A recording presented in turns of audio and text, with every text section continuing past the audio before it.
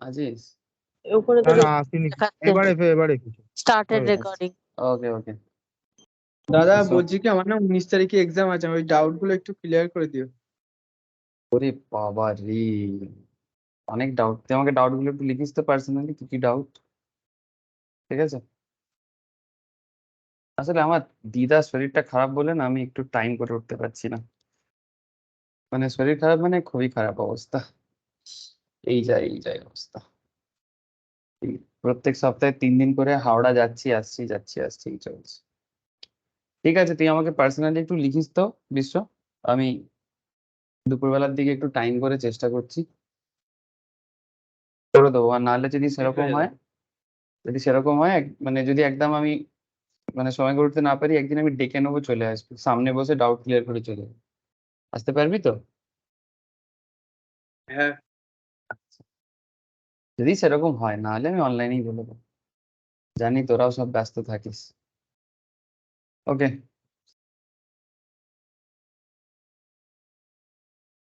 Good morning again to all of you. तो sir equity derivative में theoretical नहीं बोल सकते अभी धीरे धीरे हम लोग एक स्पेशल पार्ट में हम लोग आ गए सर, ऑलमोस्ट कंप्लीशन लेवल में है।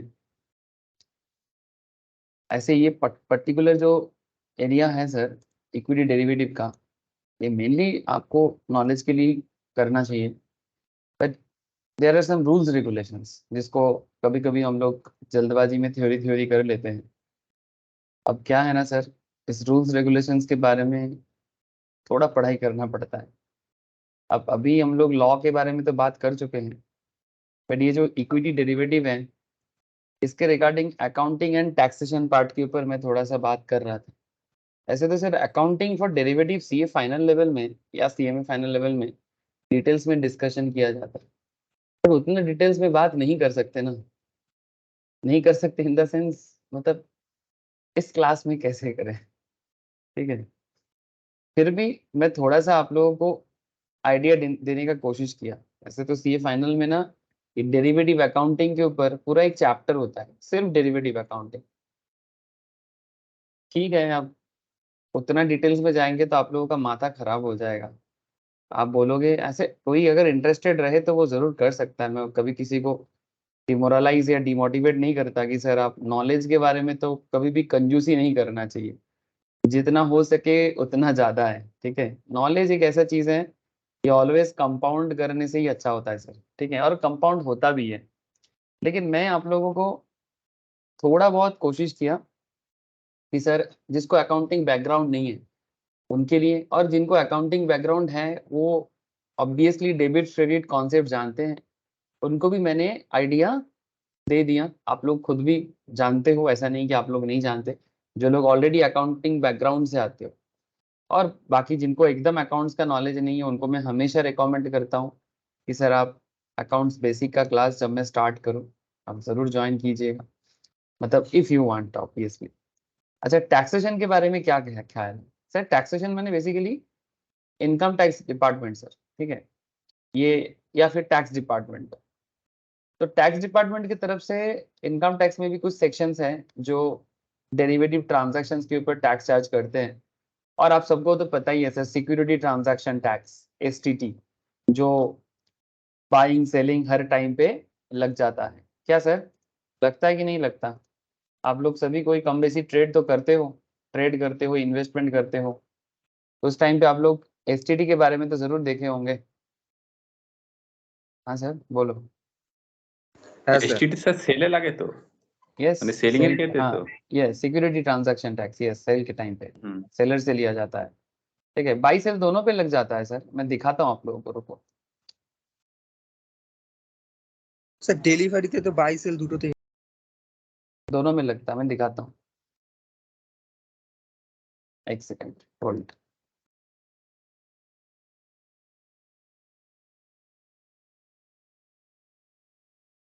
एक कैलकुलेटर ओपन कर लूँ, दिखाने में थोड़ा इजी रहेगा।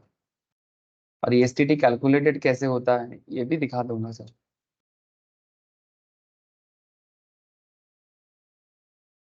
Just a second.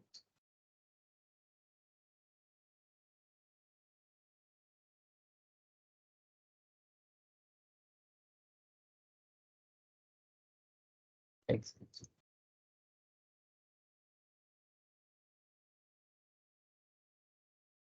जैसे ये आपके सामने सर ज़ीरोधा का मैं कैलकुलेटर ओपन कर लिया, यहाँ पर इंट्राडे भी है, डिलीवरी भी है, ठीक है। इंट्राडे इक्विटी, डिलीवरी इक्विटी, और मैं थोड़ा नीचे आ जाऊं तो डेरिवेटिव मैंने future and options, future and future and options, options. आपको एक आइडिया लग जाएगा सर कि किस तरह का कैलकुलेशंस होता है टैक्स रिलेटेड, ठीक है। और जब कोई ट्रांजैक्शंस होता है तो उस ट्रांजैक्शंस में क्या होता है सर, आप सिमिलर चीज़ें करेंसी कमोडिटी में भी देख सकते हो, but for the knowledge purpose आप एक बार करेंटली, आप लोग अभी करेंसी कमोडिटी तो नहीं पढ़ रहे हो तो फिर उतना दिमाग मत लगाओ, जब जरूरत पड़ेगा लगा लेना सर, आप मतलब आपके सामने अवेलेबिलिटी है। बट लुक एट सर, जब आप 1000 बाई करते हो और 1100 सेल करते हो, माने बेसिकली कोई पर्टिकुलर शेयर 1000 पे बाई कर रहे हो और 1100 में सेल कर रहे हो। सर मैं आता हूँ मेन पॉइंट पे ही मैं आता हूँ। एक्चुअली हम लोग अकाउंटिंग एंड टैक्सेशन पार्ट में बात कर रहे हैं, तो उस रिगार्डिंग क्लाइंट से क्या चार्जेस वगैरह लिया जाता है उसका एक बेसिक अंडरस्टैंडिंग कर रहे थे। ऐसे तो लास्ट दिन जर्नल एंट्रीज वगैरह हुआ था, आज ना कुछ अकाउंटिंग थ्योरीज एरिया है, मैं उसके बारे में थोड़ा बात करूंगा। Yes sir, accounting at the time of final settlement और squaring up of the contract, इसके ऊपर थोड़ा बात करूंगा। और फिर मेनली टैक्सेशन रिलेटेड हल्का सा कुछ पॉइंट्स है कि taxation of derivative transactions in securities, ठीक है। ये income tax regarding sir section 43 sub section 5 का पार्ट है। जो लोग इनकम टैक्स का पढ़ाई किए हो सर, या फिर अभी भी करते हो CS किसी पर्पस के लिए, आप लोगों को पता है सर वीक में 3 टैक्स का क्लास चलता है, तो वहां पर भी business profession as well as capital gain के अंदर भी टैक्सेशन रिलेटेड मैटर, ये शेयर वगैरह के केस में डिस्कशंस किया जाता है। तो मैं उतना डिटेल्स में बात नहीं कर पाऊंगा सर, बिकॉज ये जो भी मैं बातें कर रहा हूँ ये सब कोर एरिया है, बट मैं यहाँ पर एटलीस्ट एक ओवरव्यू जो आपको NI से बताना चाहता है मैं उतना ही बताऊंगा, ज्यादा लोड नहीं देना है, ठीक है। क्योंकि आप लोगों का मेन एरिया नहीं है ये सब। एक स्टॉक मार्केट प्रोफेशनल्स के लिए अकाउंटिंग टैक्सेशन जस्ट नॉलेज होना चाहिए, आइडिया होना चाहिए।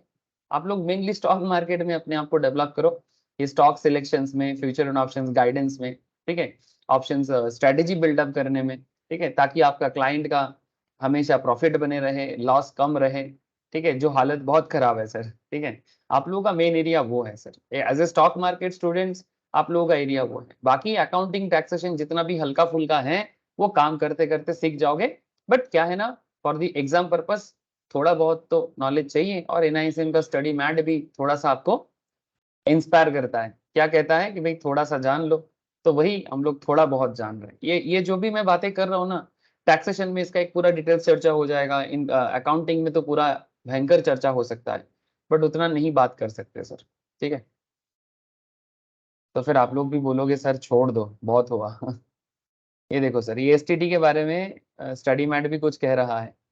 क्या कहता है, sale of an option in securities, STT rate 0.05% payable by seller, sale of an option securities और option is exercised 0.125% purchaser, sale of future securities 0.01% payable by seller. इस तरह का सिचुएशंस आपको यहाँ पर भी दिखाया जा रहा है, बट हम लोग अभी थोड़ा प्रैक्टिकली देखते हैं। चलो अभी क्या सिचुएशंस चल रहा है मार्केट में, कि अगर आप स्पॉट मार्केट में हो, spot market in the sense, spot market in the sense future and options नहीं कर रहे हो आप, ठीक है।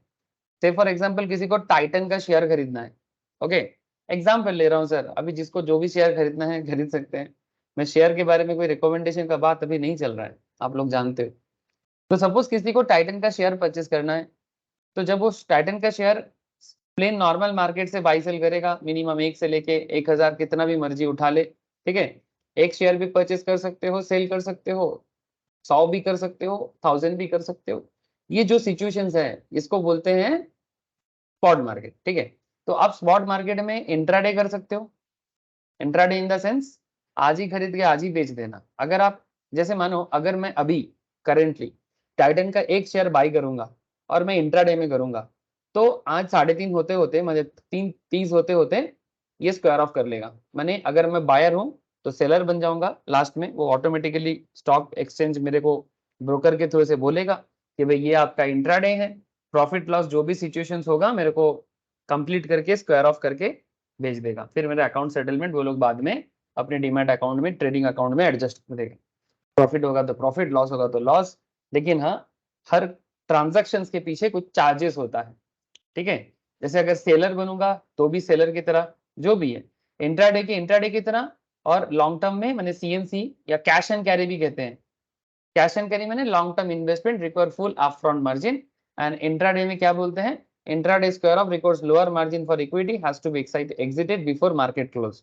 तो आज 3:30 बजे मार्केट क्लोज होने से पहले मेरे को निकाल देगा, मैंने कंप्लीट कर देगा, क्लोज कर देगा। सर कहना क्या चाहते हो? कुछ नहीं सर, स्पॉट मार्केट में इंट्राडे डिलीवरी का एक कॉन्सेप्ट आ गया, और अगर आप टाइटन का स्पॉट मार्केट ना लेके टाइटन का ही क्या करोगे सर, फ्यूचर ले सकते हो या ऑप्शंस ले सकते हो, है ना। बेसिकली डेरिवेटिव मार्केट में कर सकते हो। दोनों ही स्टॉक मार्केट है, पर आप सबको पता है कि दोनों मार्केट अलग एंगल में काम करते हैं। हाँ, मेन अंडरलाइंग एसेट्स वही है। टाइटन का शेयर में जब बात हो रहा है तो Titan is the underlying asset. जो स्पॉट मार्केट में होता है वो उसका ओरिजिनलिटी है, ठीक है। जैसे आज के मार्केट में टाइटन का शेयर का क्या दाम चल रहा है वो उसका ओरिजिनल है, बट आप सबको पता है डेरिवेटिव का मतलब क्या है। डेरिवेटिव माने प्रेजेंट सिचुएशंस पे डिपेंड करके जब हम किसी शेयर या किसी इंडेक्स के ऊपर फ्यूचर एक एंगल डेवलप करते हैं, ठीक है। फ्यूचर में दाम बढ़ेगा, फ्यूचर में दाम घटेगा, ठीक है। Increase decrease in future market या डेरिवेटिव सेगमेंट्स इसको बोलते हैं ओवरऑल। तो आप डेरिवेटिव में करोगे तो डेरिवेटिव में अभी आपको मार्जिन जमा करना है, स्क्वायर ऑफ करना है, ये सब चीजें डेरिवेटिव में भी होता है। जैसे जब सी लिखा हो तो कॉल ऑप्शन है, पी लिखा हो तो पुट ऑप्शन है। अब आप कॉल पुट बाई करो, सेल करो उसमें। और जब फ्यूचर होता है तो उसमें फार मंथ, नियर मंथ और मिड मंथ का एक सिचुएशन होते हैं। जैसे अभी August is the near month, September is the far month, October is the, sorry मैं गलत बोल दिया, September is the mid month and October is the far month. ये करंट सिचुएशन है। अब आपको मैं थोड़ा सा एक हिसाब दिखा रहा हूँ, देखो आप, जिनको नॉलेज है उनको तो रिवाइज हो जाएगा, पर जिनको नॉलेज नहीं है वो सुन लो सर। थोड़ा पेन लेना भूल गया क्या, एक सेकंड।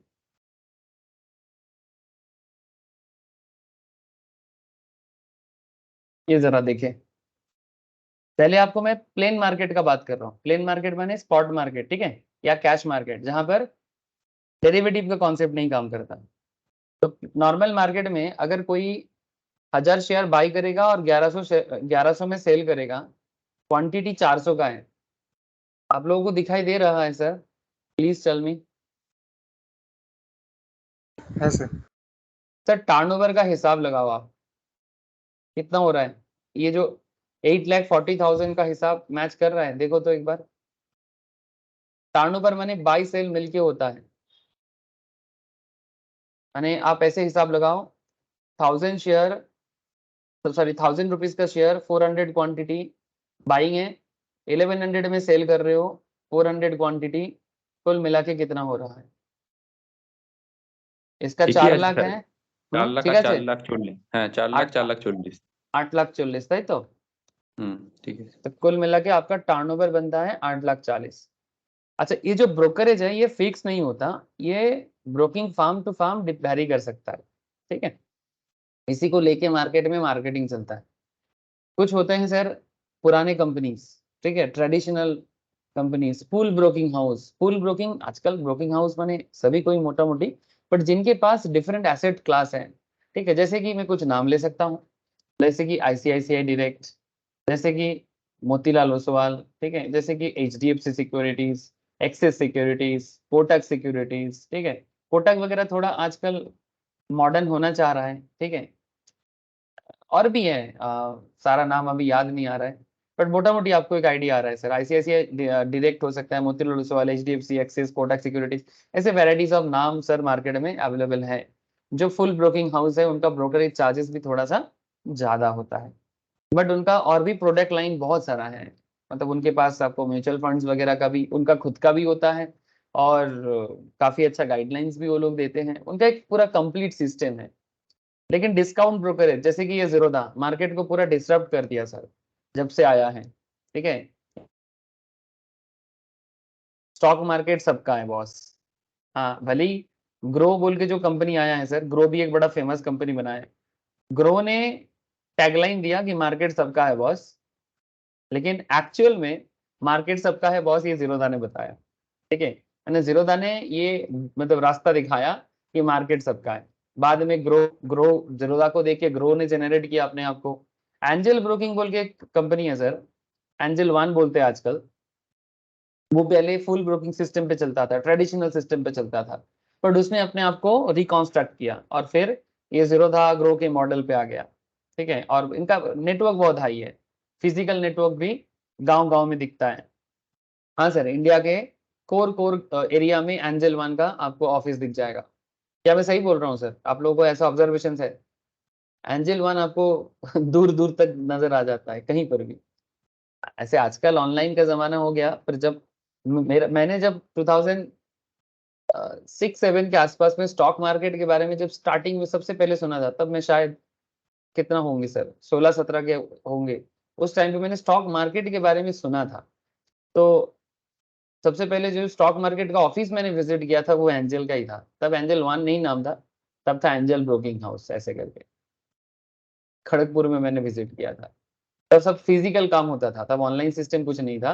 मैंने ऑनलाइन था, डिमैट होल्डिंग वगैरह ऑनलाइन होता था, बट ये जो रेगुलर चेकिंग वगैरह चलता है ना मार्केट में, ठीक है, ये सब फिजिकल कॉन्सेप्ट में चलता था। वो मेरा एक सर था कंप्यूटर टीचर, वो स्टॉक मार्केट में बड़ा इन्वेस्ट करता था, उसका पापा। तो वो मेरे को बोला था कि चलो तेरे को स्टॉक मार्केट दिखाएंगे कैसे होता है, चलो मेरे को लेके चलो। तो that is the first experience. उसके बाद आगे का छोड़ो सर। तो जो भी है, धीरे धीरे मार्केट में काफी वेराइटी सिस्टम आया सर। जीरोधा जैसे डिस्काउंट ब्रोकरेज, जिन्होंने बोला कि मैं फ्लैट 20 रुपीज में काम करूंगा, ठीक है। जैसे ये देखो सर, बाई का 20 रुपया, सेल का 20 रुपया, कुल मिला के आपसे ले रहा है 40 रुपया, ठीक है। आप 8,40,000 का टर्नओवर करोगे, आप पे ब्रोकरेज चार्ज कर रहे हैं 40। इसमें आपको सिक्योरिटी ट्रांजैक्शन टैक्स भी लगा रहे हैं 110। अच्छा, ये 110 का एक कैलकुलेशंस होते हैं, एसटीडी का भी कैलकुलेशंस होते हैं सर। एक सेकंड रुको।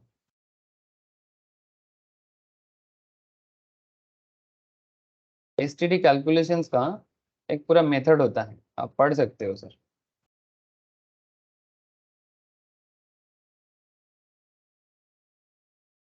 यहाँ पर रेट तो दे दिया है, बट कैसे ये कैलकुलेशंस होता है, आप चाहो तो इसका भी हिसाब देख सकते हो कि how STD actually calculated.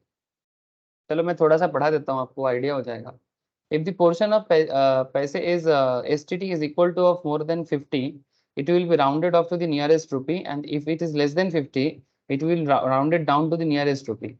For instance, if the STD is 100.60, then it will be rounded up to 101, and the STD is 100.40, it will be rounded down to 100। मतलब आप समझ गए होंगे, 50 पैसे के ऊपर का होगा, ठीक है, तो जैसे 100.60 है तो 101 माना जाएगा। ये तो इनकम टैक्स में भी चलते हैं, राउंड ऑफ कॉन्सेप्ट, ठीक है। जो भी हो, आप ये समझ गए, इंपॉर्टेंट एक था। तो security transaction tax is a direct tax charged on purchase and sale of securities listed on the exchange in India, ठीक है। मैं थोड़ा रैंडम बात कर रहा हूँ, ठीक है, बट जो भी हो, मैं कैसे भी बात करूँ, मैं इतना आशा करता हूँ कि आप लोगों को समझ में आ जाएगा। आज मैंने स्टार्टिंग में टैक्स का बात करना चालू कर दिया, बट अकाउंटिंग रिलेटेड थोड़ा सा बात बाकी है, मैं आगे आगे करता हूँ। STT charges for different types of trades. Intraday 0.025 on the sell side, delivery 0.1% both buy and sell side, options 0.125% of the intrinsic value on options that are bought and exercised। अभी इंट्रिंसिक वैल्यू वगैरह कैसे calculate होता है, ये सब हम लोग पहले ही बात कर चुके हैं थोड़ा सा। जब फ्यूचर में बता रहे sir 0.0125 on the sale side. अच्छा, ऑप्शंस में अगर प्रीमियम पे हो रहा है तो 0.625% of the premium for options that are shorted, मतलब अगर आप शॉर्ट सेलिंग कर रहे हैं तो उसके ऊपर। एंड फ्यूचर में 0.0125 ऑन द सेल साइड। अब ठीक है सर, ये रेट तो मैं कल भी लास्ट क्लास में भी बताया था, इन आवर ईस्टर क्लास, ठीक है, उसमें भी रेट के बारे में हल्का सा डिस्कशन हुआ था। Since the STD is charged on both the buy and sell side of delivery for delivery trade, delivery मैंने आज बाई करके कल बेचना, इसे डिलीवरी कहते हैं। कल बेचो या फिर अपनी जिंदगी के बाद बेचो, ठीक है, मैंने कभी भी बेचो सर, आज बाई करके कभी भी बेचो, delivery. The average price is to be calculated, the formula to calculate the average price is, कैसे हो सकता है, buy quantity into buy price plus sell quantity into sell price, ठीक है, divided by buy quantity plus sell quantity, this is the average price, ठीक है। The formula to calculate the average price, average price कैसे calculate होगा, buy quantity into buy price, sell quantity into sell price. जैसे अभी मैं आपको बता रहा था कि 400 क्वांटिटी का शेयर का अभी एक हिसाब लगा रहे थे हम लोग, ठीक है, 400 क्वांटिटी का शेयर अभी हम लोग इंटरडे में हिसाब लगा रहे थे, 400 क्वांटिटी इधर 22,000 सेल 1100, ठीक है। अब आप हिसाब लगा लो, उसी तरह से हो रहा है। अब इसको एवरेज प्राइस में भी कन्वर्ट आप आराम से कर सकते हो, हाँ हो जाएगा ना सर, सिंपल है। तो अगर बाई क्वांटिटी 400 है, बाई प्राइस 1000 है, सेल क्वांटिटी 400 है, सेल प्राइस 1100 है, ठीक है, whole divided by quantity 400, sell quantity 400, इस तरह से आपको एवरेज प्राइस मिल जाएगा, ठीक है सर। कि বোঝা যাচ্ছে তো?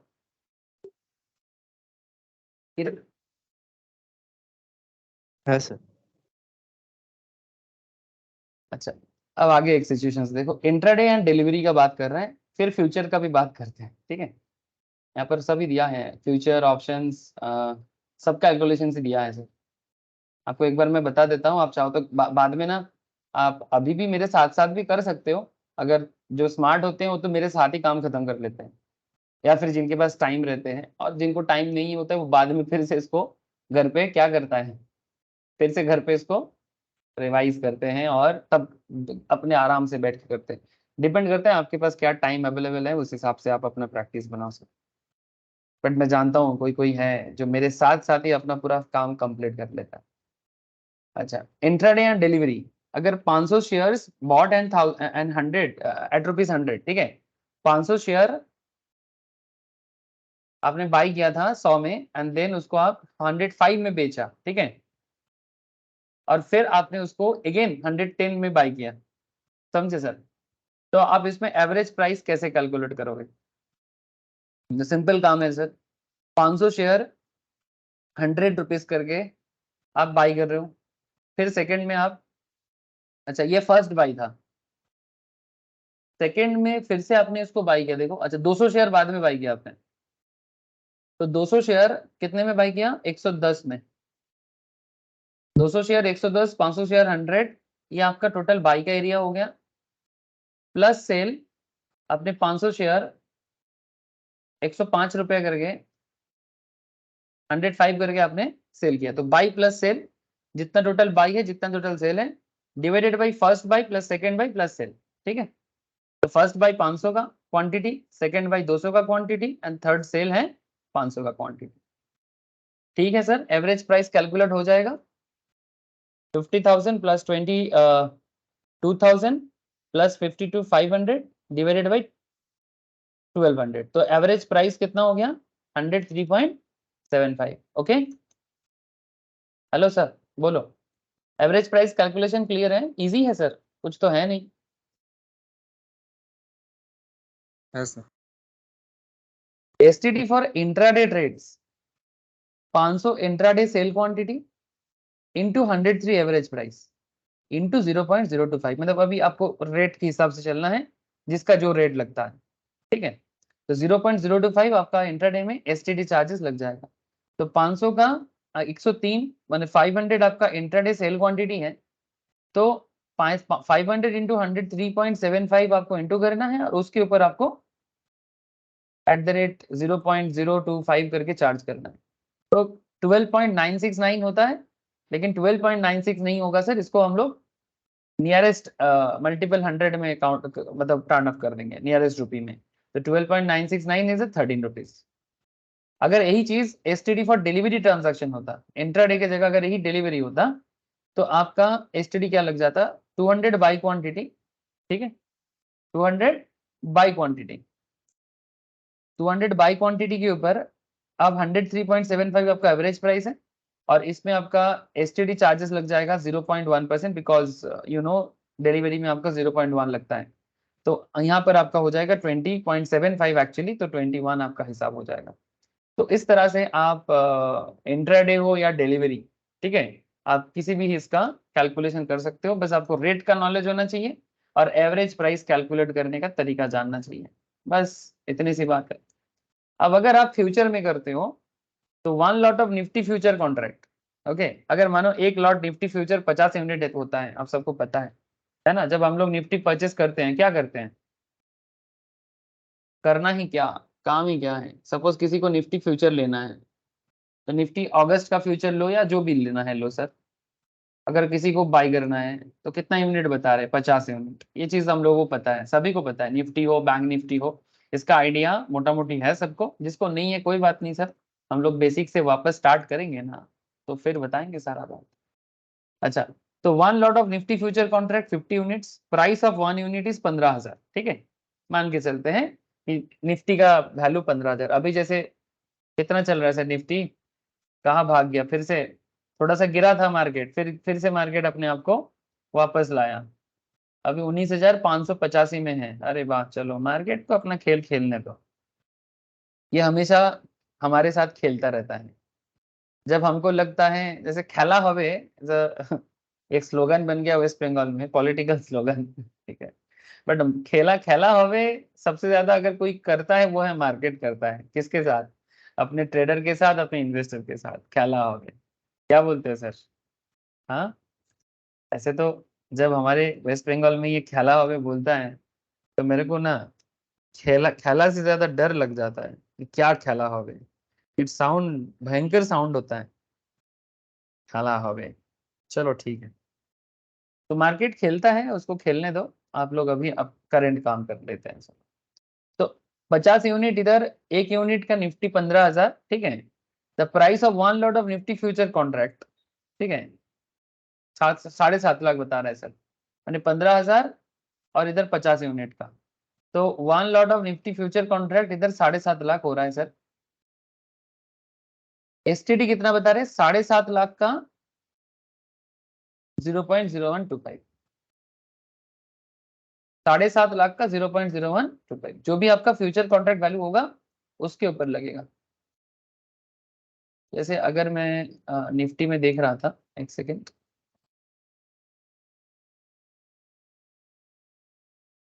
निफ्टी अगस्त फ्यूचर कितना बता रहे हैं सर। ये आपका प्राइस है, ये आपका क्वांटिटी है, ये कॉन्ट्रैक्ट प्राइस है। This is the margin amount, ठीक है, this is the margin amount, this is the contract price. Contract price के ऊपर बता रहा है यहाँ पर कि अगर उस टाइम पे 15,000 का वैल्यू चल रहा है तो उसके ऊपर आपको हिसाब किया। तो आपका कितना आपका पड़ जा रहा है सर, एसटीटी 94, एक्चुअली 93.75। अगर यही बात हम लोग ऑप्शंस में देखें तो इसका भी एक आइडिया देख लो कि ऑप्शंस में कैसे एसटीडी कैलकुलेशन हो सकता है।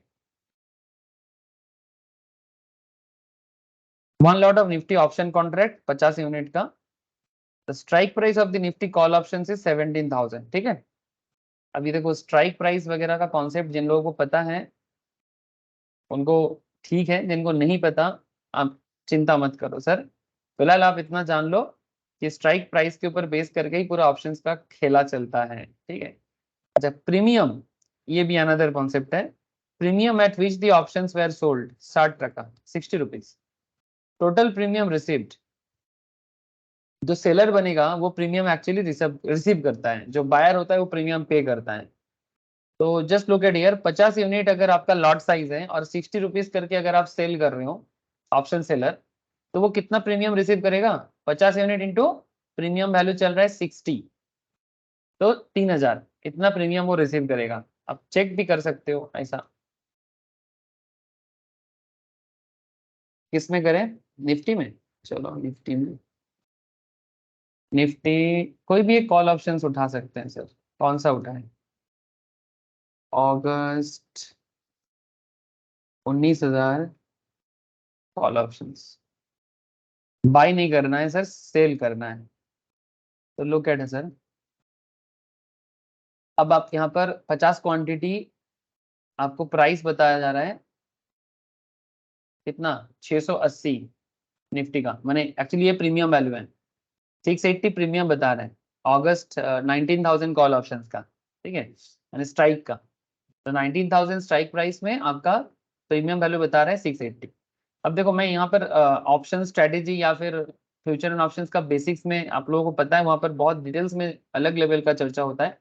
मैं तो यहाँ पर सिर्फ अकाउंटिंग एंड टैक्सेशन रिलेटेड बात कर रहा हूँ, तो आपको बस यहाँ समझना है कि खेल चलता क्या है।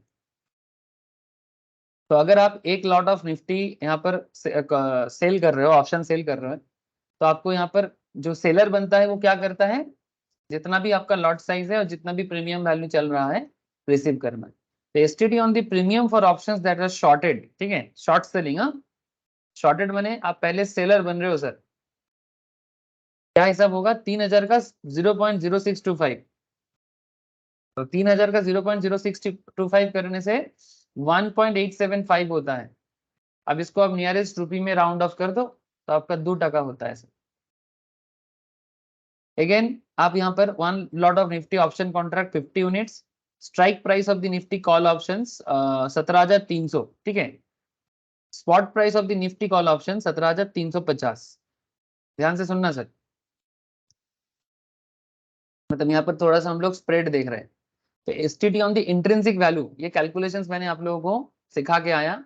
जो लोग अभी तक बेसिक नहीं पढ़ा, डोंट वरी, मैं सिखाऊंगा कि कैसे स्पॉट माइनस स्ट्राइक करके या स्ट्राइक माइनस स्पॉट करके depending on the call and put में कैसे कैलकुलेशंस हो जाता है सर।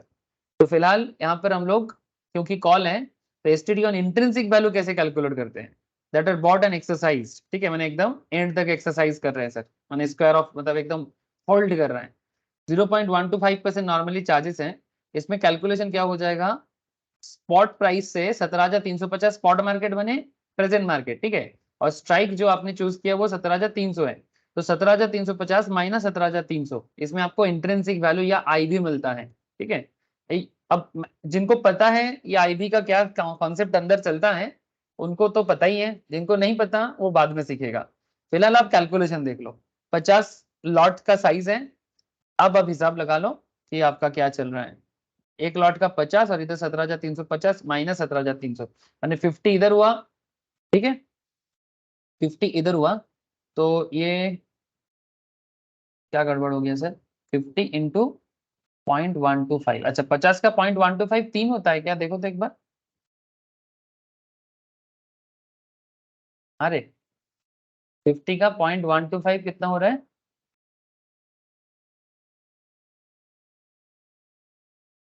कोई तो बताए मुझे, ये কত হচ্ছে 50.125,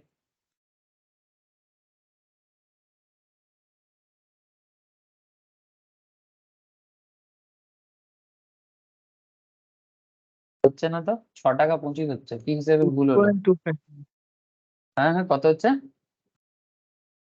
6.25 তো আসছে। 6.25, তো 3 টাকা হিসাবটা কি দাঁড়ালো, আচ্ছা লট সাইজটা ইনটু করতে হবে, ইনটু 50,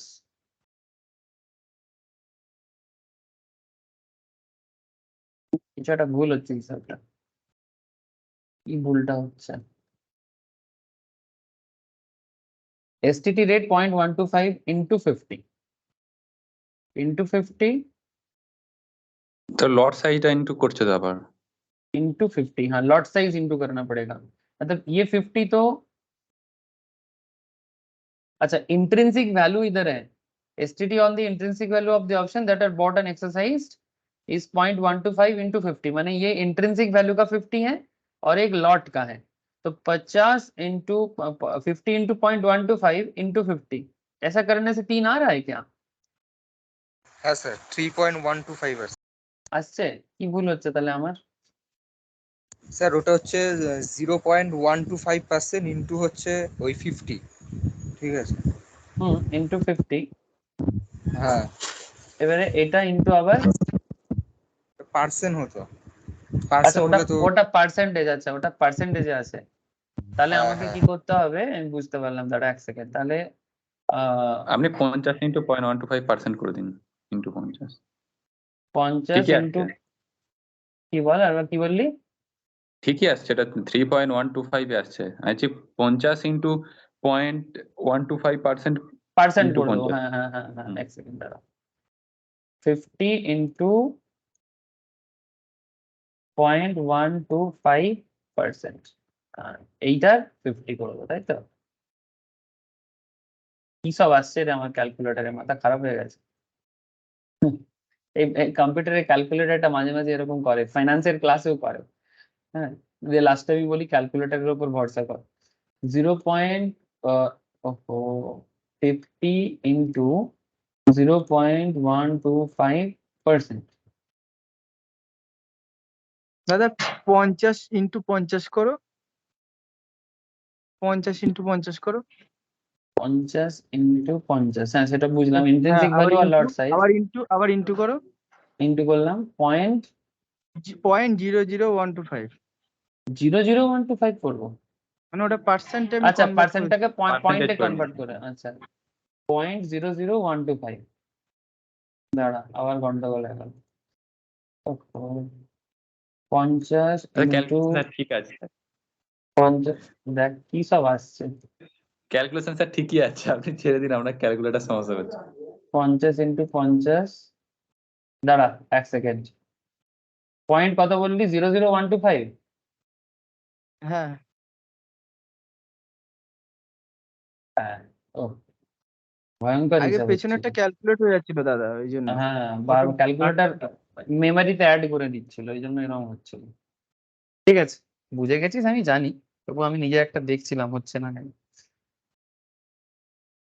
इतना तो पता ही चलता है सर कि आप लोगों को समझ में आता है कि नहीं आता। अच्छा বলো স্যার, এসটিডি ক্যালকুলেশন का হিসাব पता लग गया कि কিভাবে এসটিডি ক্যালকুলেশন হয়? কি তাই তো বোঝা গেল কি গেল না? चलो, तो ये एसटीडी कैलकुलेशन सिर्फ एक तरफ, एक मतलब not a one type of calculation था सर, इसमें हम लोग थोड़ा वैरायटीज भी देख लिए। चलो अच्छा है, जरूरत का ये ब्लॉग में भी अच्छा पता चला। किसी का भी ब्लॉग देखो कोई दिक्कत नहीं है, बट अगर हिसाब पता लग जाए तो उसमें क्या प्रॉब्लम है। मेन पॉइंट इज दैट कि एसटीडी कैलकुलेशन क्या कैसे होता है, किस तरह से होता है, इसका एक आइडिया आप लोगों को पता लग गया। चलो आगे बढ़ जाते हैं। अब आप देख लो कि जब इंट्राडे में आप कर रहे थे, आपका क्या हिसाब हुआ इंट्राडे में। आपका टर्नओवर था 8,40,000, ब्रोकरेज चार्ज किया 40, एसटीटी लगाया आपके ऊपर 110। अब ये कहाँ से एसटीटी आया? डोडास का, आप हिसाब लगा लो बाद में। अच्छा, एक्सचेंज ऑन ट्रांजैक्शन चार्जेस, ठीक है, एक्सचेंज माने बीएससी एनएससी लेता है। जैसे एनएससी में करोगे एनएससी का चार्जेस, बीएससी में करोगे बीएससी का charges. NSC charges 28, BSc charges 31.5, थोड़ा ज्यादा लेता है। बीएससी चार्जेस थोड़ा सा ज्यादा ले रहा है सर, दिखाई दे रहा है ना? अच्छा, क्लियरिंग चार्जेस इंट्राडे में कुछ नहीं है, ठीक है, क्लियरिंग चार्जेस इंट्राडे में कुछ नहीं है। जीएसटी इसमें 12 टका 27 पैसा लग जाता है। सेबी इसमें 0.84 चार्जेस लेता है। अच्छा, स्टैम्प ड्यूटी, ठीक है, कॉन्ट्रैक्ट वगैरह होता है ना, स्टैम्प ड्यूटी गवर्नमेंट के घर में जाता है 12 टका। Total taxes and charges 203, total taxes and charges 203, points to break even 0.51 एक कॉन्सेप्ट है। तो net profit and loss account आपका हो जाएगा 39। मैंने एक्चुअली आप जो प्रॉफिट कर रहे हो यहाँ पर 1000 का बाई और सेल का 1100, तो आपने एक्चुअली 100 रुपीज प्रॉफिट भी किया ना, मैंने 100 रुपीज इंटू जितना क्वांटिटी आपका था 400 का, तो कुल मिला के आपका प्रॉफिट हो जा रहा है 40,000। बट बाकी पैसा आपको माइनस करके फिर इंट्राडे में आपको इतना वैल्यू आपके घर पे आएगा नेट पीएल करके 39,796, ठीक है, बाकी आपका चार्जेस एंड टैक्सेस में चला जाएगा। अब ये था इंट्राडे, मैंने आज खरीद के आज बेचने से, ठीक है। अब डिलीवरी में देखो, आज खरीद के कभी कभी कभी भी बेचो, कभी भी, ठीक है, एनी टाइम, मतलब टुमारो, आज भी बेच सकते हो। डिलीवरी में खरीद के आज बाई करके आज भी बेच सकते हो, बट आपको खुद करना पड़ेगा। लेकिन आप चाहो तो 10 साल बाद सेल करो, 15 साल बाद सेल करो, 25 साल बाद सेल करो, कोई कोई दिक्कत नहीं है। तो यहाँ पर भी सेम टू सेम कॉन्सेप्ट है, टर्नओवर 8,40,000 का ही है, बट डिलीवरी में आपका थोड़ा सा खर्चा बढ़ेगा। ब्रोकरेज डिलीवरी में 0 बता रहा है, बट एसटीडी चार्जेस ज्यादा हो जाएगा, बिकॉज उसमें एसटीडी का ट्रांजैक्शन चार्जेस ज्यादा है, एसटीडी रेट हाई है इसमें, इसीलिए आपको अभी दिखाया। Exchange transaction charges 28.14, depository charges माने एनएसडीएल सीडीएसएल वगैरह चार्ज लेता है सर, क्योंकि उनको काम हो जाता है ना, डीपी चार्ज बोलते हैं, ठीक है। एनएसडीएल सीडीएसएल जो भी डीमैट अकाउंट को देखभाल करते हैं उनका भी तो कुछ होता है ना सर। तो आपके इस ट्रांजैक्शन में 15 टका 93 उनका है, जीएसटी 5 टका 7 पैसा, सेबी चार्जेस 0.84, स्टैम्प ड्यूटी 60 टका है इसमें, total tax and charges 949 point something and points to break even बता रहे 2.37। ठीक है, तो कुल मिला के आपको एक हिसाब दिया 39,050। ठीक है, ये आपका डिलीवरी में थोड़ा सा खर्चा ज्यादा है, लेकिन एक क्या है कि डिलीवरी में आप आज बाई करके कभी भी बेचो, कभी भी बेचो, buy today sell tomorrow sell any other day, जिंदगी भर के लिए रख के फिर बेच दो। आप चले गए दुनिया छोड़ के, आपका जो भी लीगल हेयर है सर, ठीक है, आपका लीगल हेयर बेचेगा जिसको आप अपनी नॉमिनी करके गया, सभी के लिए डिलीवरी माने लॉन्ग टर्म। अच्छा, अब बात थोड़ा सा डेरिवेटिव में आ जाते हैं जो हमारे मेन पॉइंट्स है। अब सेम चीज अगर फ्यूचर में होता तो क्या बता रहे हैं सर, टर्नओवर 8,40,000, ब्रोकरेज 40, ठीक है, 20-20 टका करके लेता है, एसटीडी इधर 55, एक्सचेंज ट्रांजैक्शन 16.8, क्लियरिंग चार्जेस इधर कुछ नहीं है, जीएसटी 10 टका 22 पैसा, एसएबी 0.84 लेगा, स्टैम्प ड्यूटी 8 टका, टोटल टैक्सेस एंड चार्जेस 130.86। ठीक है, थोड़ा बहुत ब्रेक इवन हिसाब किताब करके मैनेज करता है 39,869। ओके, अच्छा, अगर यही चीज फ्यूचर छोड़ के अगर आप ऑप्शंस में करते हैं, ठीक है, ऑप्शंस में क्या हो जाएगा, टर्नओवर माना जाएगा 84,000 का, टर्नओवर माना जाएगा 84। इसमें क्योंकि इसमें ना प्रीमियम पे खेल चलता है, इसीलिए यहाँ पर 1000 बाई 1100 सेल ऐसा नहीं बोला। क्योंकि आप तो प्रीमियम देते हो ऑप्शंस में, ऑप्शंस में थोड़ी आप कॉन्ट्रैक्ट का पूरा वैल्यू पे करते हो, तो यहाँ मान के चला कि हम लोग 100 रुपीज प्रीमियम दे रहे हैं, 110 में सेल कर रहे हैं, ये हिसाब है। तो आपका टर्नओवर 84,000 का है, आप हिसाब लगा सकते हो। ब्रोकरेज इधर भी वही 20/20 सेल, ब्रोकरेज 40 टका, एसटीडी यहाँ पर 28 है, आपको पता है 0.0625 का हिसाब किताब था।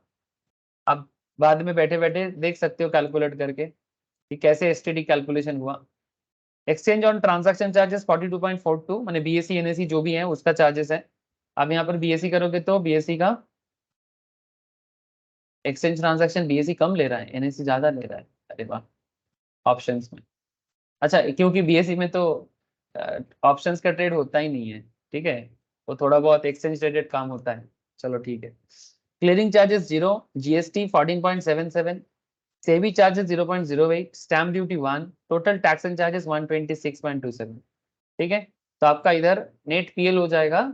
आप एक्चुअली प्रॉफिट कितना कर रहे थे, 4,000, बाकी इधर काट कूट के टैक्स वगैरह दे के 3,873 घर पे आएगा, 3,873 घर पे आएगा। लेकिन यहाँ एक चीज देखो सर, ये सब क्वांटिटी 400 मान के किया गया, आप क्वांटिटी कम करके ज्यादा करके चेक कर सकते हैं। ठीक है, और ये जो ब्रोकरेज चार्जेस हैं ये थोड़ा वैरी कर सकता है broking firm to broking farm.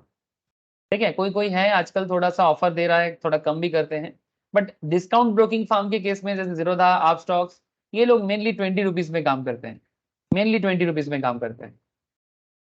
But बाकी कोई कोई है जो 10 टका, कोई 15 टका, ठीक है, कोई कहता है कि हम 5 टका में ब्रोकरेज लेंगे।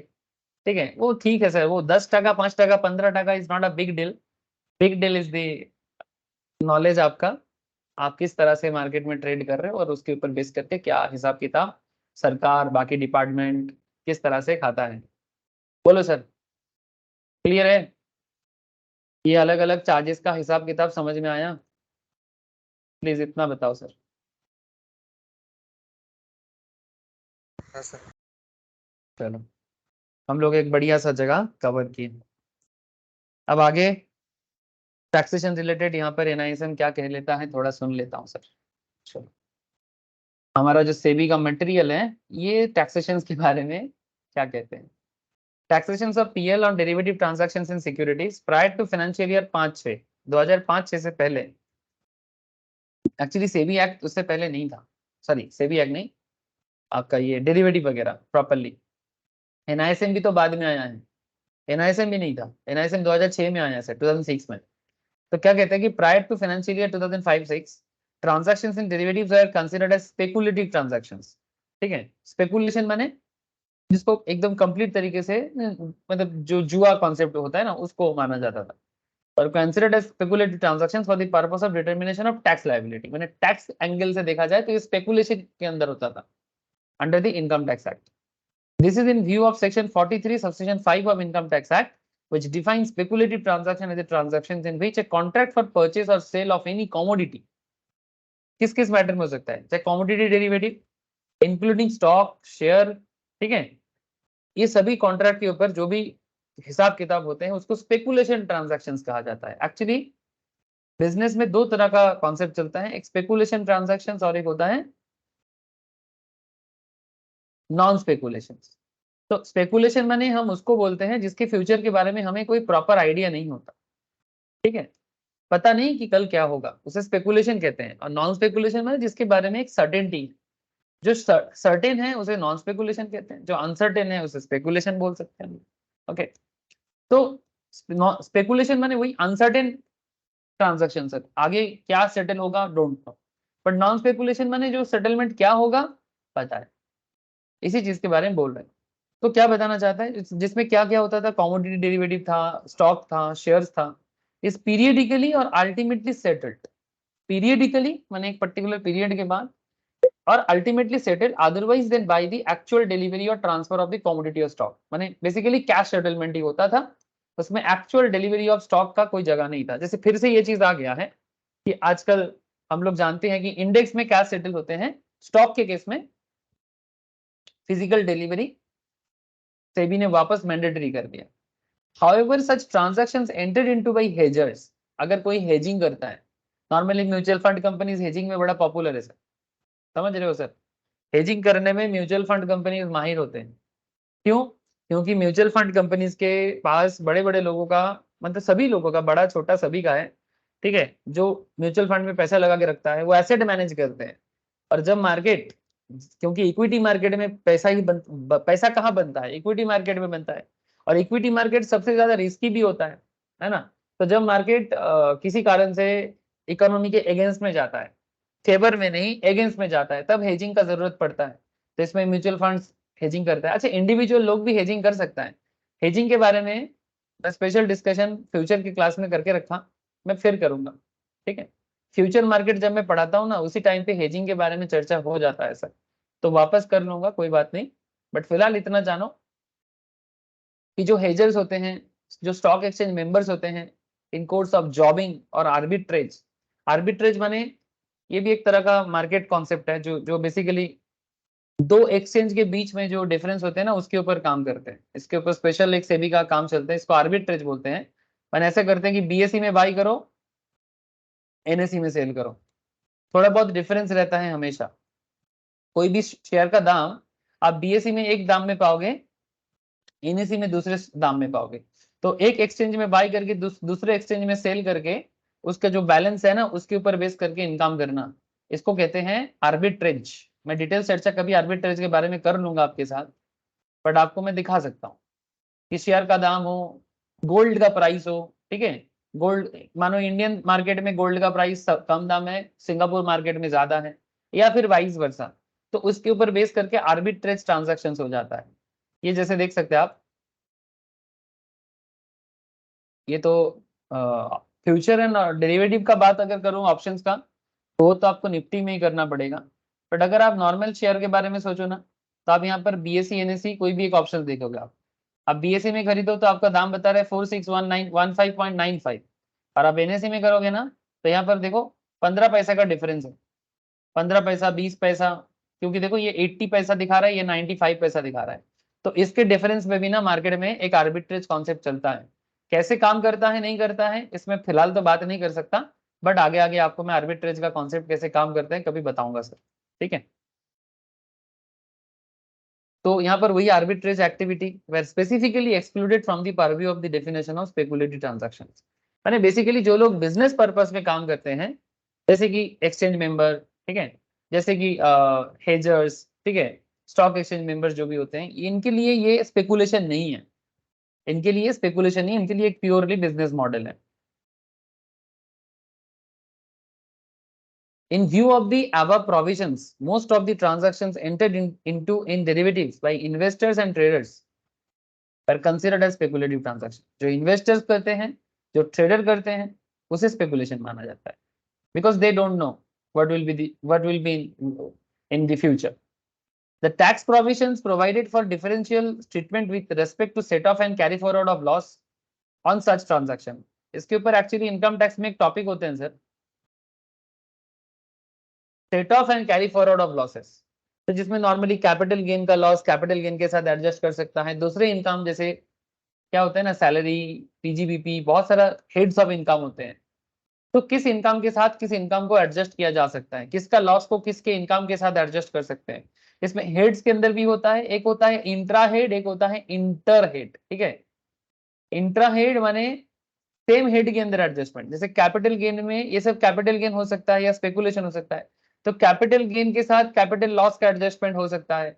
सैलरी पीजीबीपी के माने जैसे सैलरी एक दूसरा हेड है, इसको बोलते हैं salary is another head, PGBP is another head, तो इसको बोलते हैं इंटर हेड एडजस्टमेंट। तो जब दो इनकम सोर्स अलग हैं तो उसको इंटर हेड एडजस्टमेंट बोलेंगे, जब सोर्स सेम हो तो उसको इंट्रा हेड बोल सकते हैं। तो मैं अभी ज्यादा इनकम टैक्स में अंदर तो नहीं जाऊंगा, इतना समझो कि अगर अलग अलग हेड के अंदर भी है या सेम हेड के अंदर है, set off carry forward of loss माने अगर आप इधर लॉस करते हो तो वो लॉस आपको कहां तक आप एडजस्ट कर सकते हो। माने एक्चुअली क्या है ना, आप कहीं पर लॉस करो तो प्रॉफिट के साथ एडजस्ट करोगे तो आपका टैक्स लायबिलिटी कम हो जाएगा। Loss on derivative transactions could be set of only against other speculative income. जैसे मानो लॉटरी, गैम्बलिंग एटसेट्रा टाइप का होता है ना, तो लॉटरी में कोई लॉस खाता है तो वो लॉस सिर्फ लॉटरी इनकम के साथ ही एडजस्ट कर पाएगा, किसी दूसरे इनकम के साथ एडजस्ट नहीं कर पाते। ये सब इनकम टैक्स बताते हैं। तो loss on derivative transactions could be set of only against other speculative income and the same could not be set of against any other income. जैसे इस साल रिसेंटली मैं आप लोगों को एक रिजल्ट बता रहा था ना, वो लास्ट क्लास में आई थिंक एक प्रैक्टिसिंग चार्टर्ड उन्होंने एक ट्वीट किया, बता रहा था आप लोगों को। हाँ सर, ओ डेरिवेटिव में इतना लॉस खाया, दिखा रहा था ना, डेरिवेटिव में इतना लॉस खाया सभी ने, है ना, सब अपने आप को होनू समझ रहा था, बट सबका हनुमान गिरी निकल गया सर। क्यों? मतलब बिना सोचे समझे आने का यही प्रॉब्लम होता है। पैसा है डाल दो और फिर दुनिया को बता दो कि मार्केट खराब है। अरे भाई सीखो पहले, समय दो इस चीज में, फिर जाके डिसीजन लेना। लेकिन नहीं, क्या हालत हुआ देखो, बार बार से भी नोटिफिकेशन पे नोटिफिकेशन जारी करे जा रहे हैं। आप ट्रेडिंग प्लेटफॉर्म ओपन करो, सबसे पहले आपको डरा रहा है, ठीक है, कि देखो भाई 10 में से 9 लोग फेलियर होते हैं, आप सोच समझ के आओ, सोच समझ के आओ, बार बार बता रहा है। तो आई होप सर आप सोच रहे हो सर कि नोटिस देके लोगों को डराना अच्छा नहीं है। सर नहीं, सच बताना चाहिए, नहीं तो धोखा हो जाता है, सच बताना चाहिए। पहले देखना म्यूचुअल फंड के बारे में गवर्नमेंट कितना गलत करता था। मतलब गवर्नमेंट के मन में चोर है, पब्लिक से पैसा उठाने के लिए म्यूचुअल फंड का एडवर्टाइजमेंट ऐसे देता था। पहले आपको बहुत सुंदर सुंदर कहानी सुना के म्यूचुअल फंड में पैसा बढ़ेगा, ये होगा वो होगा, है ना, फिर लास्ट में एक टर्म्स एंड कंडीशन बोल के एक फट एकदम एकदम जैसे रैपिड रैपिड फायर मोड में ऐसे करके रैपिड टेस्ट जैसे चल रहा है कि mutual fund investor market please read all the terms and carefully, ऐसे करके बोलता था। फिर सेबी ने क्या बोला कि आप इस तरह से नहीं बोल सकते, ठीक है, अगर किसी चीज में रिस्क है तो उस रिस्क के बारे में दुनिया को बताओ, पब्लिक को बताओ। ऐसे थोड़ी है कि रिस्क के बारे में नहीं बताओगे, सिर्फ अच्छा अच्छा रसगुल्ला बताओगे और गुलाब जामुन बताओगे, लेकिन कभी कभी रसगुल्ला गुलाब जामुन के अंदर कुछ तीखा चीज भी हो जाता है, ठीक है, उसके बारे में बताओ कि मार्केट में प्रॉब्लम क्या है। ठीक है, हर अच्छे के पीछे कुछ तो बुराई होता है लेकिन मार्केट क्या है ना, सिर्फ अच्छा ही बताता था, बुराई के बारे में नहीं बताता था। धीरे धीरे लोगों को जागरूक कर रहे हैं मार्केट, और ये अच्छा बात है सर, ये अच्छा बात। अच्छा देखो आगे बढ़ते हैं, इसलिए স্যার आजकल हाँ বল। বলছি এই যে সেট অফ বা ক্যারি ফরওয়ার্ড করব, মানে যখন আমরা ইনকাম ট্যাক্স ক্যালকুলেট করি তখন ওই যখন ট্যাক্স ফাইলিং করি বেসিক্যালি, তখন তো ওটাকে মানে ট্যাক্স ফাইলিং এর সময় দেখাতে হবে যে আমার ক্যাপিটাল লস হয়েছিল, নাহলে ওই যে অপরচুনিটিটা দেয় আমায় যে নেক্সট 8টা বছরের মধ্যে আমি ক্যারি ফরওয়ার্ড করতে, ওটা তো পাবো না। হ্যাঁ এক্স্যাক্টলি ওটাই বলছে। তো তুই তোর যে মানে ক্যারি ফরওয়ার্ডটা যদি করবি, মানে তোর স্পেকুলেশন ইনকাম হলে স্পেকুলেশনের সাথে অ্যাডজাস্ট করবে, এটা কোনো রেগুলার ইনকামের সাথে অ্যাডজাস্ট করবে না। বুঝতে পারলি কথাটা? হ্যাঁ মানে ওটা বুঝতে পেরেছি, আমি বলছিলাম যে ট্যাক্স ফাইলিং এর সময় ওটা তো আমি দেখাতে হবে ওখানে, না হলে তো আমি মানে ওই অপরচুনিটিটা পাবো না, বেনিফিটটা পাবো না তো। হ্যাঁ অবভিয়াসলি যে মানে এটাকে ধীরে ধীরে যে রাইট অফ করতে পারা যায় সেই রাইট অফ করার জন্য তোকে অবভিয়াসলি ট্যাক্স ফাইলিং এ দেখাতে হবে, এবং ট্যাক্স ফাইলিং এ দেখালে এবং পরে পরে তুই ওইটা থেকে যদি কোনো তোর স্পেকুলেশন ইনকাম থাকে সেটার সাথে তুই অ্যাডজাস্টমেন্ট করতে পারবি এবং অন্যান্য বছরের ইনকামকেও কম করতে পারবি, কিন্তু সেটা স্পেকুলেশনের সাথেই হবে। নন স্পেকুলেশনের সাথে স্পেকুলেশন অ্যাডজাস্ট করে না। বুঝতে পারলি কথাটা? ওটা জানি। এই দেখ, টোটাল ইনকাম ক্যালকুলেশনের যে সিস্টেমটা থাকে ইনকাম ট্যাক্সে, তো সবার প্রথম রেসিডেন্সিয়াল স্ট্যাটাস চেক করতে হয়। আমি এখন इनकम टैक्स पढ़ाচ্ছি না, জাস্ট দেখাচ্ছি প্রশ্নটা তুললি বলে कि सबसे पहले क्या करना है, आप रेसिडेंशियल स्टेटस चेक करो कि वो इंडिया का है कि बाहर का है। ठीक है, तो इनकम टैक्स उसके हिसाब से चेंज हो जाता है। उसके बाद आप किस हेड से कमा रहे हो, कौन से हेड से आपका इनकम हो रहा है। लाइक आप सैलरी कमाते हो, हाउस प्रॉपर्टी से कमाते हो, पीजीबीपी से कमाते हो, कैपिटल गेन से कमाते हो, या फिर अदर सोर्स इनकम है आपका। इसके बाद आपके सामने आते हैं compute and income under each head applying charging provisions and permissible deductions. ये इनकम टैक्स डिपार्टमेंट की तरफ से ईच एंड एवरी हेड में कुछ डिडक्शंस मिलते हैं, जैसे सैलरी हेड का अपना कुछ होता है, हाउस प्रॉपर्टी का अपना कुछ होता है, पीजीबीपी का अपना होता है, कैपिटल गेन का भी अपना होता है, अदर सोर्स का भी अपना होता है। इसके बाद क्लबिंग प्रोविजन, जैसे हस्बैंड वाइफ के इनकम को अगर कोई अलग कर रहा है, मैंने हस्बैंड क्या करता है, कई बार क्या करते हैं अपनी इनकम को कम करने के लिए वाइफ के नाम पे इनकम शो कर देते हैं। ठीक है, बच्चे के नाम पे इनकम शो करके अपना टैक्स को कम करना चाहता है, तो इनकम टैक्स ये सब चोरी पकड़ लेता है, और ये सब चोरी पकड़ने के लिए इनकम टैक्स डिपार्टमेंट क्लबिंग का सिस्टम यूज करते हैं। ठीक है, मैं डिटेल्स नहीं बोलूंगा ज्यादा। इसके बाद आता है sir set off carry forward of losses, set off carry forward and set off losses as per the provision. अब ये जो सेट ऑफ कैरी फॉरवर्ड का एरिया आता है ना, क्लबिंग वगैरह करने के बाद, ये सेट ऑफ करने के टाइम पे किसी भी इनकम सोर्स में आप, जैसे नॉर्मली क्या होता है बिजनेस में लॉस होता है ना, ज्यादातर केस में कहाँ है, बिजनेस में ही लॉस होता है, एक नॉन स्पेकुलेशन बिजनेस, एक नॉन स्पेकुलेशन बिजनेस, या फिर कैपिटल गेन में लॉस हो सकता है। ठीक है, ज्यादातर केस में हाउस प्रॉपर्टी में भी लॉस होता है, घर का भाड़ा नहीं मिला तो वहां पर आपको लॉस हो गया। ठीक है, तो हाउस प्रॉपर्टी लॉस को भी एडजस्ट करने का सिस्टम है, बिजनेस लॉस को एडजस्ट करने का सिस्टम है, कैपिटल गेन लॉस को एडजस्ट करने का सिस्टम है। बिजनेस में स्पेकुलेशन बिजनेस का जो लॉस है उस स्पेकुलेशन के साथ ही एडजस्ट हो पाएगा, दूसरे के साथ नहीं हो पाएगा। तो ये पूरा हिसाब किताब आपको इनकम टैक्स में डिटेल्स में जब कैलकुलेशंस होता है उस टाइम पे रियल लाइफ में मेंटेन भी करना पड़ता है। फिर जाके जीटीआई आता है, फिर जाके 80C का डिडक्शंस दिया जाता है। ठीक है, 80C से 80U का, उसके बाद आपका टोटल इनकम कैलकुलेशन होता है, फिर जाके आपका टैक्स लायबिलिटी होता है। কি তাই তো রে, মনে পড়ছে সবাই? হ্যাঁ স্যার। Yes, sir. একটু মনে করিয়ে দিলাম। ओके, ये सब भूलना नहीं है सर, सब याद रखने वाला चीज है। अच्छा आगे देखते हैं sir. The investors and traders are considered as speculative transactions. The tax provisions provided for differential treatment with respect to set off and carry forward of loss on such transactions. Loss on derivative transactions could be set off only against other speculative income, and the same could not be set off against any other income. This resulted in payment of higher taxes by NSS. Yes sir. इसके कारण SSC को higher tax पे करना पड़ता है, because आप loss adjust दूसरे income के साथ नहीं कर सकते। फाइनेंस एक्ट 2005, ठीक है, has amended section 43 subsection 5। Finance act 2005 ने 43 सबसेक्शन 5 को अमेंड किया as to exclude transactions in derivative carried out in a recognised stock exchange for this purpose. This implies that the income or loss on derivative transactions which are carried out in a recognized stock exchange is not taxed as speculative income or loss. Thus, loss on derivative transactions can be set off against any other income during the year except salary income. In case the same cannot be set off, it can be carried forward to subsequent assessment year and set off against any other non-speculative business income of the subsequent year. Such losses can be carried forward for a period of 8 assessment year, जो बात अभी आप कर रहे थे।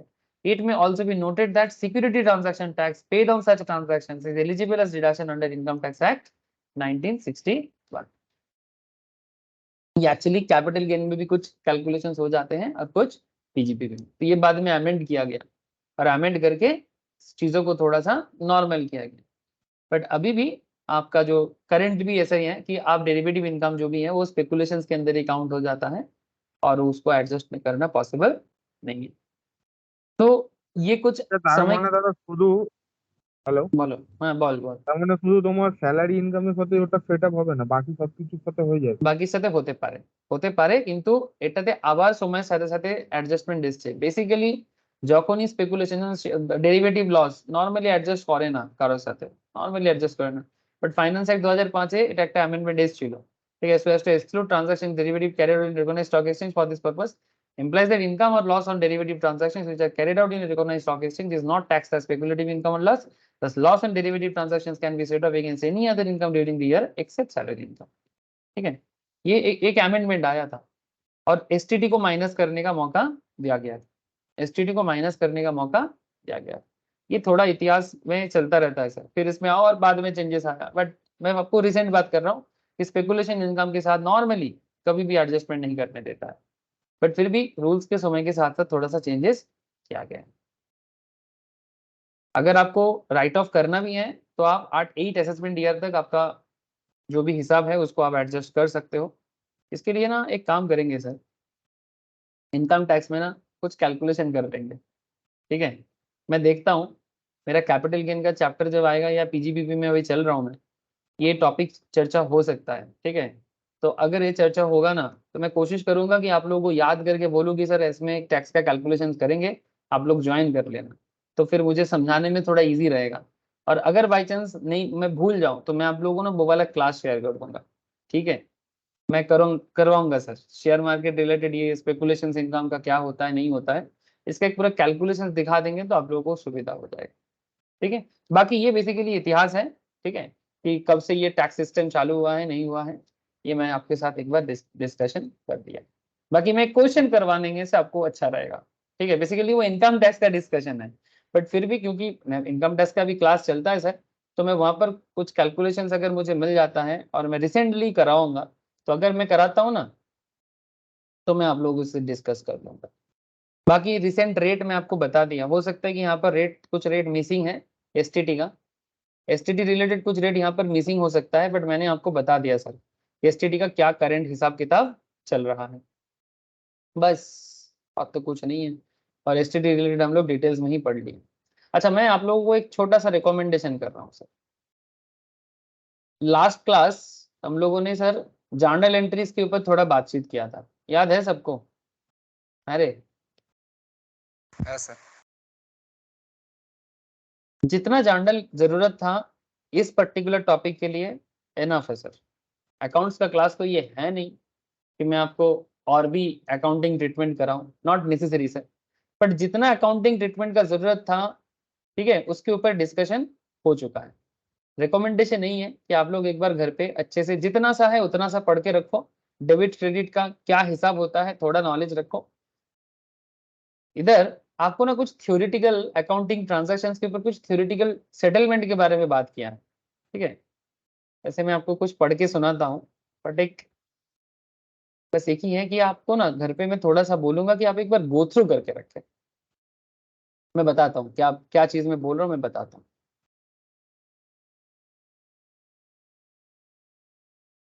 ये सब transactions में करवा दिया था, ये 5,000 का लॉस का डेबिट क्यों हुआ था ये भी मैंने बता दिया था। जैसे ये वाला area, accounting at the time of final settlement और squaring up of the contract, ठीक है। जब कोई पर्टिकुलर अकाउंट सेटल होता है, स्क्वायर ऑफ करना मैंने क्या, बायर बाई को सेल करके स्क्वायर ऑफ करना, सेल को बाई करके स्क्वायर ऑफ करना, तो उसके ऊपर कुछ नोट्स टाइप का है। At the expiry of A series of equity index future, equity index मैंने आप समझ गए, निफ्टी बैंक निफ्टी एक्सेट्रा बात कर रहे हैं। Equity index future the PL on final settlement of the contract in the series should be calculated as the difference between final settlement price and the contract price of all contract in the series, ठीक है। उसके difference के ऊपर काम करता है। Calculate as the difference between final settlement price जो भी होगा और जो कॉन्ट्रैक्ट प्राइस होगा उस सीरीज के ऊपर बेस करके कैलकुलेशन होगा। The profit and loss so computed should be recognised in the PL by corresponding debit और credit to market margin account. ये सब मैं एक्चुअली जर्नल एंट्री का बात कर रहा है कि पीएल को डेबिट करना है, ठीक है, फिर जिसको डेबिट करना है उसको डेबिट करो, फिर ये सब मैं बताया। Same accounting treatment should be made when a contract is squared up by entering into a reverse contract. If more than one contract is respect of relevant series of equity index or equity stock future contract to which the squared up contract patents is outstanding at the time of squaring up of the contract price of the contract so squared up should be determined using weighted average method for calculating PL on squaring up, ठीक है। Actually इस regarding ज्यादा दिमाग खराब करने का जरूरत नहीं है। क्यों? मैं बस आपको बोलूंगा कि आपको मैं जो भी क्वेश्चन आपको मैं प्रोवाइड किया, उस क्वेश्चन में आप देख लो अकाउंटिंग रिलेटेड क्या सवाल है आपके सामने। जितना भी सवाल आपको अकाउंट रिलेटेड मिलेगा, उसमें अगर आपको कोई डाउट है आप मुझे पूछो।